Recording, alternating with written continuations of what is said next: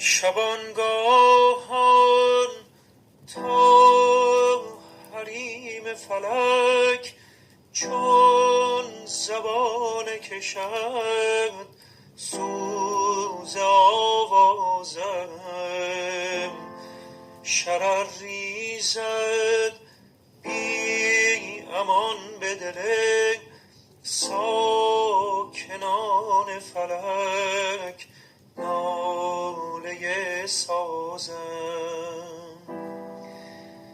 دل شیدا حلقه را شکند تا برآید و راه سفر گیرد، که تا یک دم گرم و شعله فشان تا به